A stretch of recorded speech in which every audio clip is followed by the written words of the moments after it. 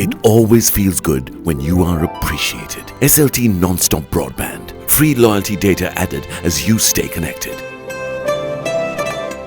ලෙන්ගතුකම වැඩි කරගන්න ලව්ජු රුපියල් 50ට අඩු කළා. මාමේ එන්න අපිට එකක් බොමු.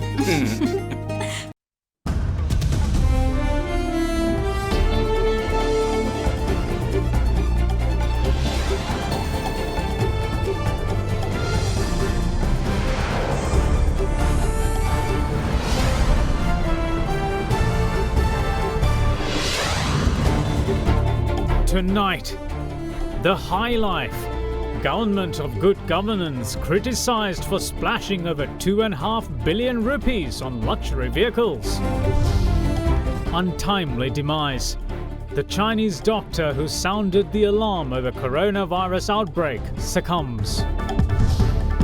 New lease. Members appointed to COPE and COPA with MP Handunetti retaining COPE chairmanship. Controversial recordings. Party leaders decide to release MP Ranjan's recordings, sans information sensitive to national security. All that and much more coming up on First at 9, this Friday the 7th of February 2020. මේ scene එකෙන් cut වෙන්න ඇන්ටිජර් මවුත්වොෂ් සමගින් එන close up gel එක story එක start කරන්න. Hi. Hi. From AdaDerana, this is AdaDerana First at 9. Live from Studio 24 in Colombo.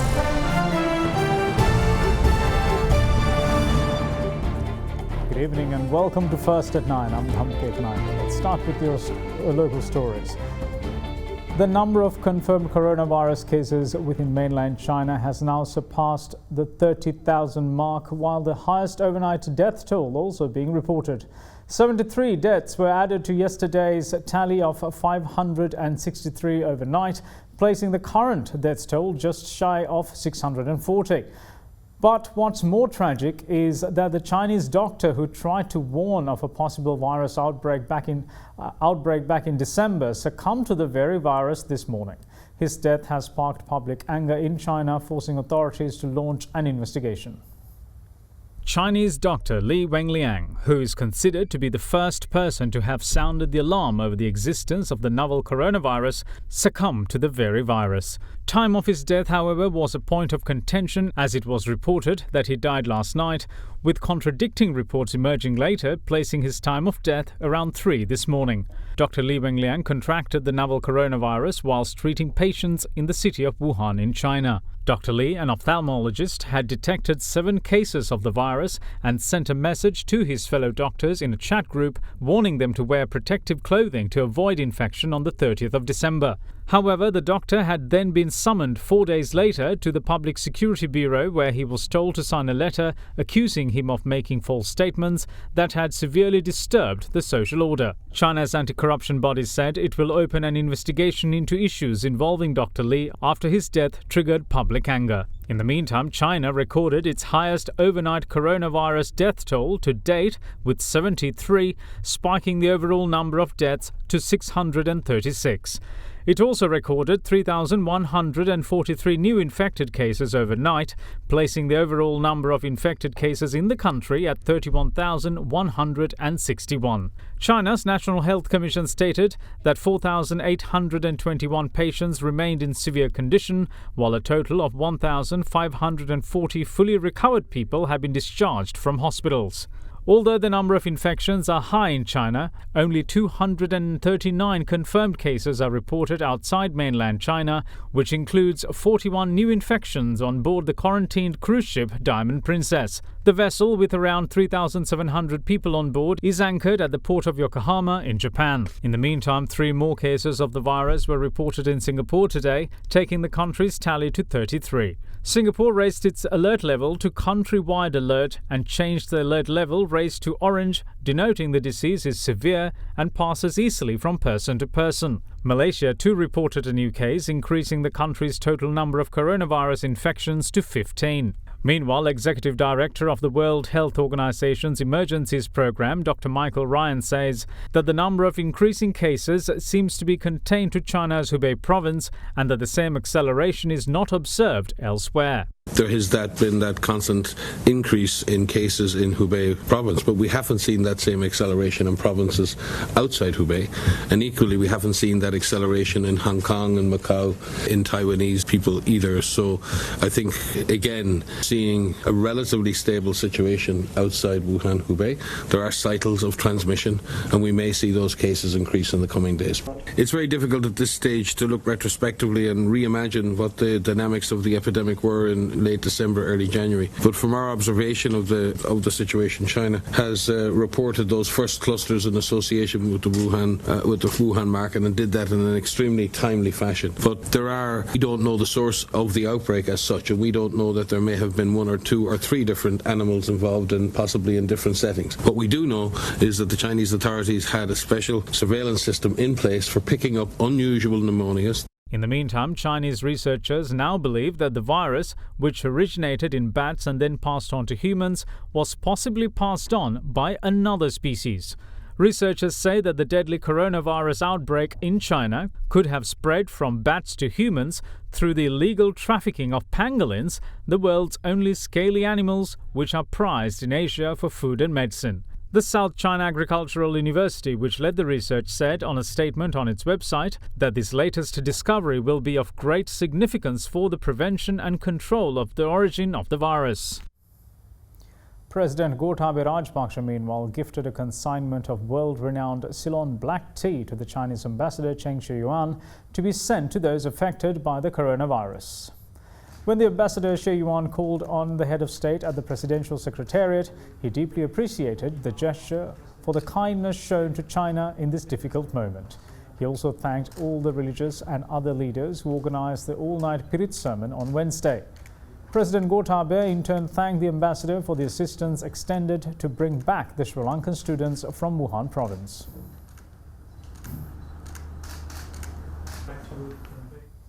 Now, President Gotabaya Rajapaksa was felicitated by his alma mater Ananda College in Colombo today, which also marked the head of state's first visit to the college since becoming the head of state. The president also unveiled a new 7-story building at the college, for which he laid the foundation stone during his tenure as the defense secretary. President Gotabaya Rajapaksa was felicitated this morning at a ceremony organized by his alma mater Ananda College in Colombo. It was also the first time the head of state had visited the college following his election to the country's top office. The ceremony was also attended by Speaker of Parliament Karu Jayasuriya, Minister of Education, Sports and Youth Affairs Dalla Salahapperuma, and Admiral of the Fleet Wasantha Karannagoda. Gotabaya Rajapaksa, the President of the Democratic Socialist Republic of Sri Lanka. The President also placed a wreath at the War Heroes Monument located on college premises. The head of state then went on to unveil the new 7-story building of the college, for which he laid the foundation stone during his tenure as the Secretary of Defense.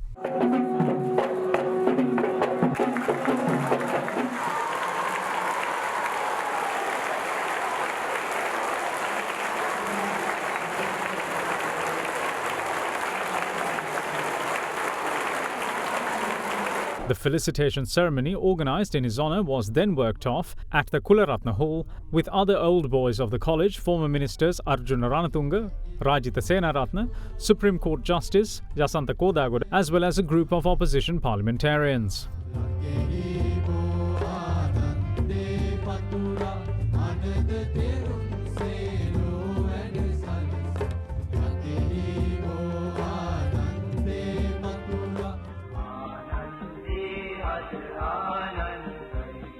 මගේ ජීවිතයේ මේ අවස්ථාවට එන්නට මා ආభాෂය ලැබූ ප්‍රධාන තැන් 3ක් තිබෙනවා.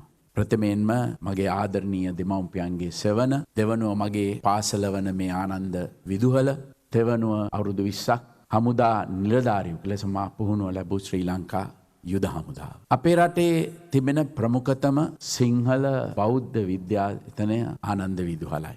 මේ පාසල පටන් ගත්තා සිටම මෙහි ඉගෙනගත් සෑම සිසු දරුවෙකුටම ජාතික හැඟීමක් සහ බෞද්ධ දර්ශනය කාවද්දා තිබෙනවා. මා කුඩා කාලේ ආනන්ද විදුහලේ නේවාසිකාගාරයේ නැවතී සිටි කාලේ ඕල්කට් ශාලාවේ අපේ රටේ දැවැන්ත යුග පුරුෂයන් නැවි දේශන පවත්වනවා.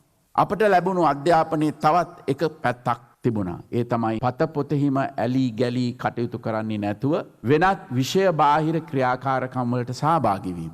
ගණිතය, විද්‍යාව, භාෂාව ඉගෙන ගන්නවා වගේම වඩු වැඩ, යකඩ වැඩ වගේ දේවලුත් අපි ඉගෙන ගත්තා. අද අපි කතා කරන වෘත්තීය අධ්‍යාපනයට මේ හොඳ අඩිතාලම.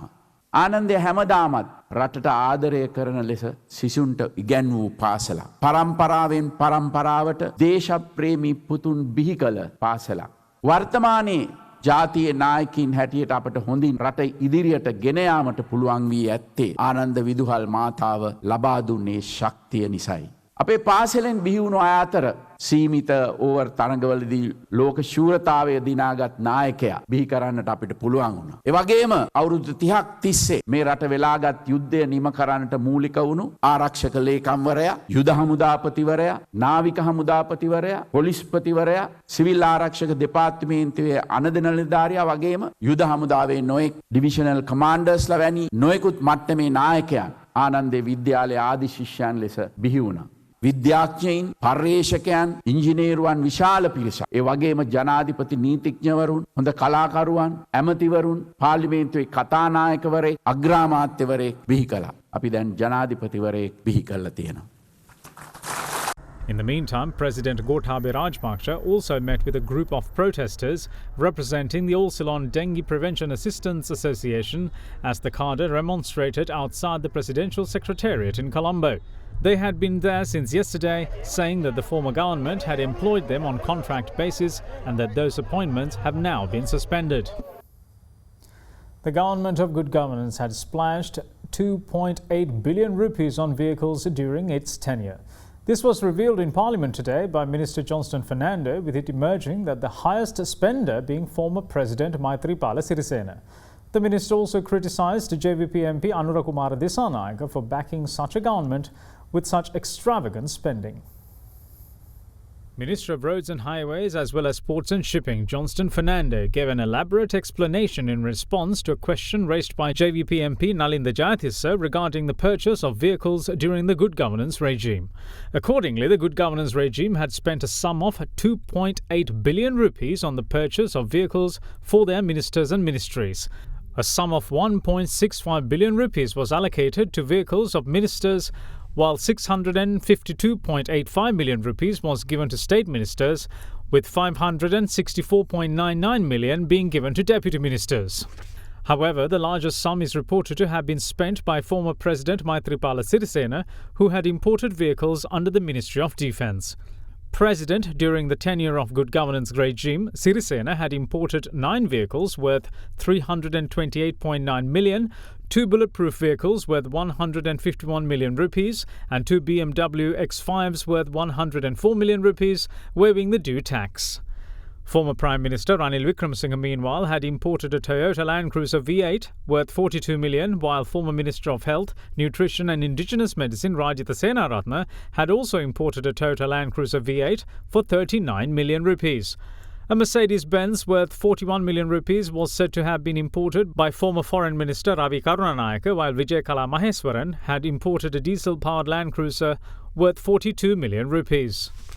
බිලියන 2.8ක් දක්වා ලක්ෂ 28000ක වාහන අරන් තියෙනවා යහපාලන ආණ්ඩුවක. මේක කැබිනට් ඇමතිවරුන්ට, රාජ්‍ය ඇමතිවරුන්ට, නියෝජ්‍ය ඇමතිවරුන්ට ගත්ත වාහන ලයිස්තුව. අපේ රටේ ආර්ථිකයේ තිබුණු තැනයි අපේ රටේ අමාත්‍යවරු සහ නියෝජ්‍ය අමාත්‍යවරු රාජ්‍ය මුදල් වියදම් කරපු ආකාරය පිළිබඳව යම් පැතිකඩක් තමයි මේ වාහන පාවිච්චි කරලා පෙන්눔 කරන්නේ. සමහර අයත් ඔබතුමාගේ ආණ්ඩුවේ යලි රාජ්‍ය අමාත්‍යවරු මෙහි පැත්තේ ඉන්නකොටත් ඒ සුඛ විහරණ සහිත ජීවිත ගත කරා. නැවත ඔබතුමාලගේ ආණ්ඩුවෙත් ඒ අය රාජ්‍ය අමාත්‍යවරු බවට පත් වෙලා තිබෙනවා. සමහර අය කැබිනට් අමාත්‍යවරු බවට පත් වාහන විශාල තොගයක් අධිකතම මිල ගණන් වලට තමයි මේ වාහන ගෙනලා තිබෙන්නේ. මේ වාහන ප්‍රසිද්ධියේ වෙන්දේසි කොට කප්පාදු කරපු විශ්‍රාම වැටුප ගෙවන්න පුළුවන්ද? එහෙම නැත්නම් මහරගම රෝහලේ ස්කෑන් යන්ත්‍රයක ප්‍රශ්නයක් තිබෙනවා. ඒ ලබා දෙන්න පුළුවන්ද? එහෙම නැත්නම් මේ වාහන නැවත ඔබතුමාලා අතර බෙදා ගන්නොත් තමුන්නාන්සලත් ආණ්ඩුවේ ඉන්නලා තියෙනවා. තමුන්නාන්සලත් ඇමතිකම් කරලා තියෙනවා. ඒතකොට වාහන පාවිච්චි කරලා තියෙනවා. වාහන පාවිච්චි කරලා නැහැ කියලා කියන්න බෑ. හැබැයි මේ ඔබතුමාලාගේ ආණ්ඩුව ඔබතුමාලත් මේකෙන් ඇඟ බේරෙන්න බෑ. මේක වෙන්දේසි කරන්න කියලා අපි උඩින් තියලා. ඔබතුමාලා ඒ ආණ්ඩුව ඉවත් කරන්න කියපුවාම ඉවත් නොකරපු පක්ෂයක් එදා උදව් කරා මේ හැම දෙයකට. ඒ විතරක් නෙමෙයි අරලියගම මන්දිරයට ඉස්සරහ දොරෙන් ගිහිල්ලා පරීක්ෂණ පවත්වන නඩු දාන්න ඔබතුමාලා කෙලින්ම මේ ආණ්ඩුවත් එක්ක හිටපු අය. අපිට කියනවා නම් මේවා වෙන්දේසි කරන්න කියලා ඇල්ලලා. ඔබතුමාලාට කරන්න තිබේ මේවා ගන්නකොට නැත කරන එක.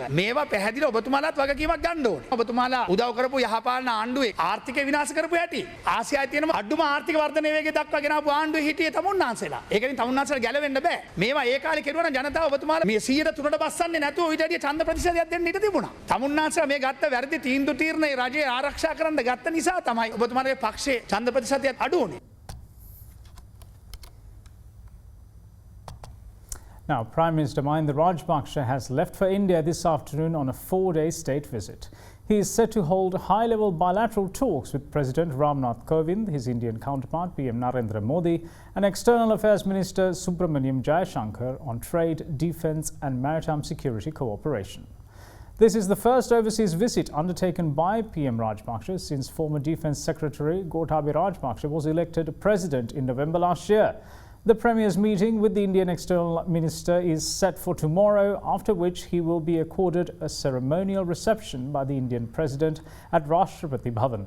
The PM is then expected to proceed to Rajghat for the wreath-laying ceremony, following which he is scheduled to meet with Indian Prime Minister Modi at Hyderabad House. He is expected to meet with the Indian President at the Rashtrapati Bhavan tomorrow evening. On Sunday, the PM will travel to Varanasi and visit Kashi Vishwanath Temple and the Sarnath Buddhist Temple.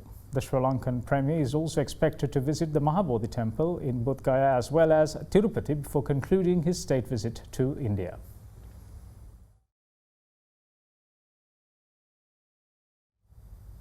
Now, JVP parliamentarian Sundil Hanunnethi has been reappointed as the chairman of Committee on Public Enterprises. The appointment was made during the COPE meeting held today. The Committee of Selection, which met on the 24th of January, in accordance with the provisions of Standing Order 121 of the Parliament, appointed 16 members for the COPE.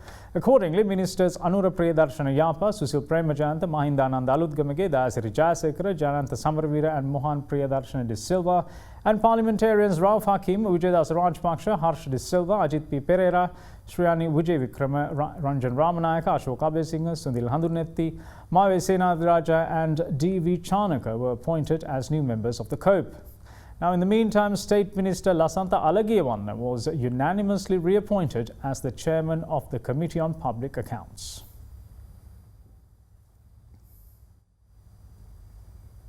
Now, it was decided at the party leaders' meeting today to provide the audio recordings of MP Ranjan Ramanayaka to parliamentarians after removing falsehoods and content pertaining to national security.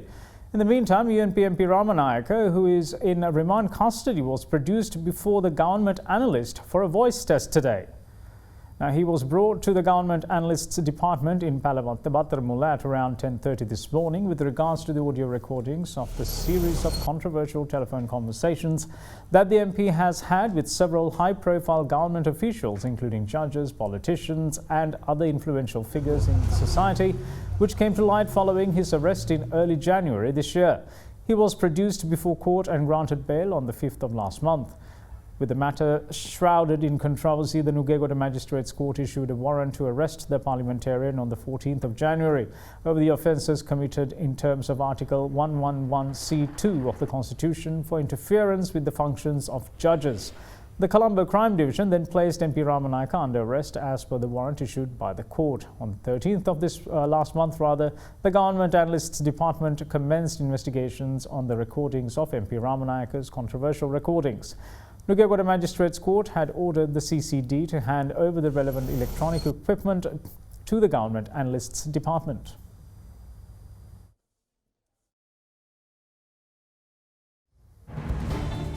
We'll see you again after this short break. Stay tuned.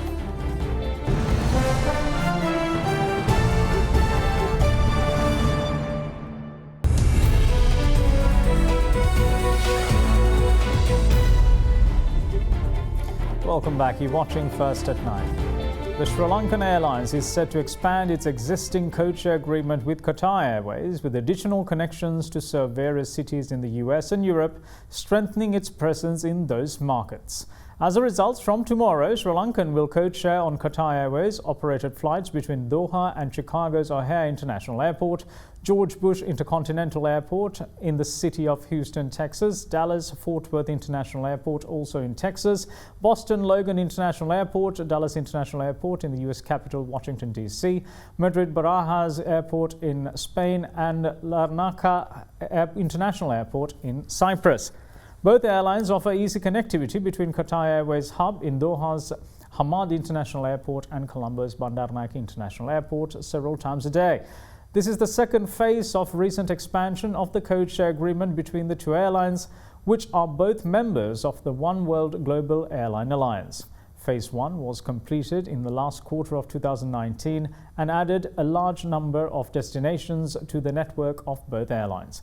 With the addition of Houston, Dallas, Fort Worth and Boston as code-share destinations, Sri Lanka's route network will span 116 cities in 51 countries. Sri Lankan already serves Chicago, Washington, D.C., Madrid and Larnaca through code-share agreements with other partner airlines.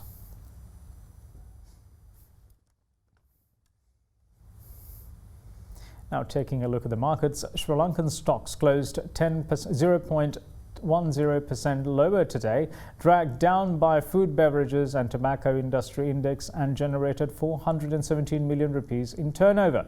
The market was volatile throughout the day. The all-share price index closed 5.74 points down at 5,942.53 and the S&P SL20 index of most liquid stocks closed 5 points down at 2,834.56. Meanwhile, 58 stocks gained and 61 fell. Distilleries company stocks closed 40 cents down at 17 rupees and 60 cents a share, contributing most to the ASP's fall. During the week, foreigners closed as net sellers, where foreign selling were accounted for 47% of the total weekly turnover. Now here's a brief report on how the market performed during the week. The week, the ASP gained 0.2%, mainly due to price gains in counters such as Ceylon Tobacco Company, TJ Lanka and DFCC Bank. Meanwhile, the S&P SL20 increased by 0.01%. The average daily turnover for the week was down from last week to 442 million rupees. The bank sector recorded the highest sector turnover during the week, whilst the second highest was seen in capital goods sector. Furthermore, the foreign participation remained active during the week, with foreigners closing as net sellers, where foreign sellings accounted for 47% of the total weekly turnover. A net foreign outflow of nearly 436 million rupees was recorded for the week. This resulted in the year-to-date net foreign outflow to increase to 3.41 billion rupees. Out of the weekly turnover, crossings accounted for nearly 29%, which was a higher proportion than last week. Now in the currency market, Sri Lankan rupee closed slightly weaker at 181 rupees and 42.50 cents to the US dollar in the spot market today, while bond yields were stable. However, the rupee closed at 181 rupees and 35 to 45 cents to the greenback yesterday. Now let's take a look at how the Sri Lankan rupee traded against other major currencies during the day.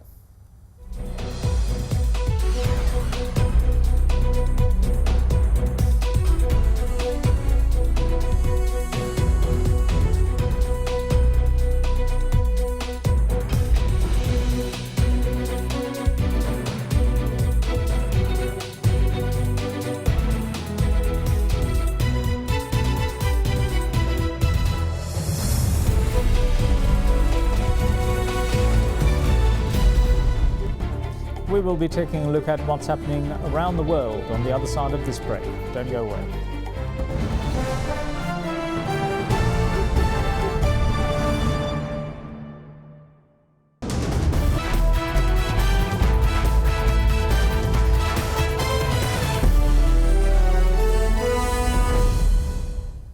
The Sri Lankan T20 squad participating in the T20 Women's World Cup in Australia left the island yesterday. Sri Lanka is pooled in Group A and the team will be playing its first match against New Zealand on the 22nd of February at the Western Australian Cricket Association ground in Perth. Meanwhile, the captain of the Sri Lankan women's Ranking team, Chamari Athapattu, in a media briefing held at Sri Lanka Cricket, said that it is a massive challenge to reach the top 5 of the World Cup, as Sri Lanka did before in 2016. At the media briefing, the official jersey of the Sri Lanka women's team was also released, and the speciality is it is made with recycled, discarded plastic material.